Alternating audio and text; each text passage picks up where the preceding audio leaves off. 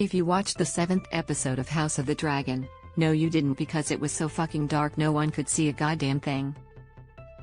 Which, apparently, was an intentional creative decision.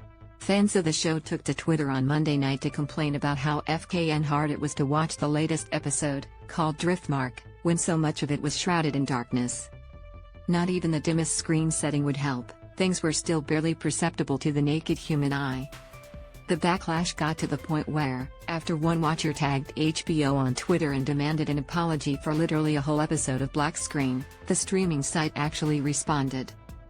"We appreciate you reaching out about a night scene in House of the Dragon, Episode 7 appearing dark on your screen," HBO Max Help replied. The dimmed lighting of this scene was an intentional creative decision. An intentional creative decision? It doesn't even obscure how bad the Targaryen wigs are. And honestly, unless it's designed specifically to be screened in a cinema or on a state-of-the-art TV, media should not require complete darkness with not even a single emittance of light in order to be watchable.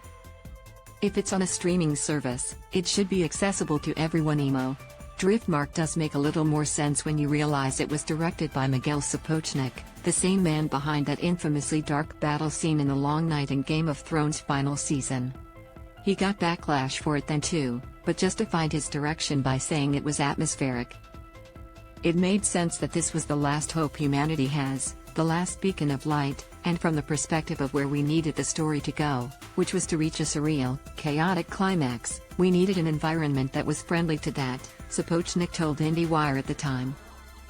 So all the reasons for doing it were there, and nobody sat there and wondered if it was gonna be too dark. Sure, except the gravity of The Long Night is not exactly comparable to House of the Dragon, is it? For one thing, it had 7 seasons of build-up. So I'd love to know how this ridiculous lighting choice was justified this time around. Especially given its poor reception. House of the Dragon is already not the easiest to watch, let's not make it harder, alright?